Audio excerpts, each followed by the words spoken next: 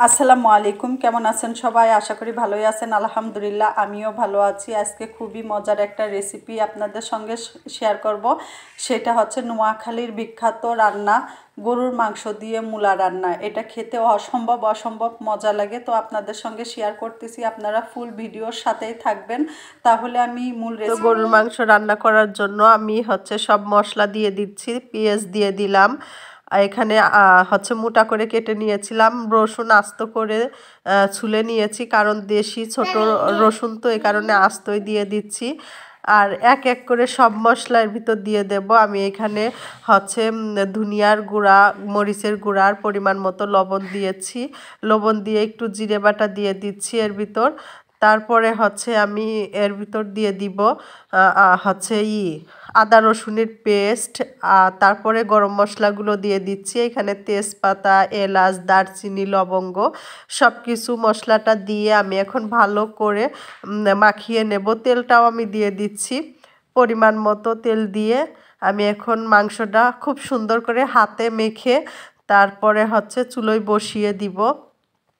তো এইটা খুবই মজার একটা রান্না, কারণ এর ভিতর মূলা দিয়ে রান্না করব। অনেকেই মূলা পছন্দ করেন না, কিন্তু আসলে মূলা সুন্দর করে রান্না করলে খেতে কিন্তু খুবই মজা লাগে। তো আমি আজকে প্রথম মাখিয়ে চুলোয় বসিয়ে দিয়েছি। আর এই যে দেখেন একটু পানি বের হয়েছে। মাংসর থেকে যে পানিটা বের হয়েছিল আমি সেটা শুকিয়ে নিয়েছি। এখন মাংস কষানোর জন্য আমি কিছুটা গরম পানির ভিতর দিয়ে দিব।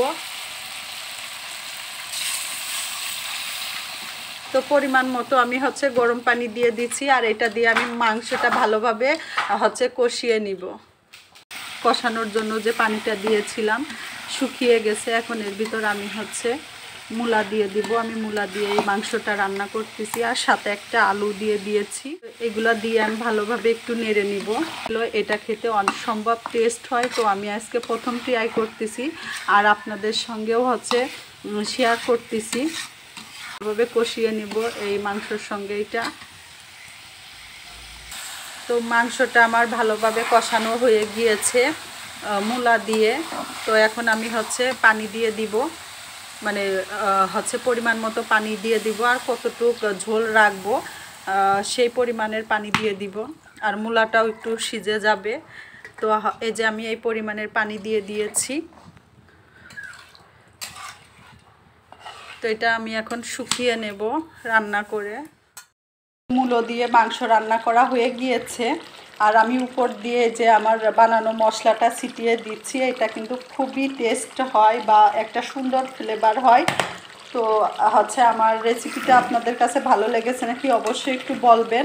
এইভাবে অবশ্যই ট্রাই করে খাবেন। আসলে এক এক দেশের এক এক রান্না, সবার রান্নায় কিন্তু অনেক মজা লাগে। আমরা অবশ্যই টেস্ট করতে পারি। তো সবাই ভালো থাকবেন, সুস্থ থাকবেন। আল্লাহ হাফেজ।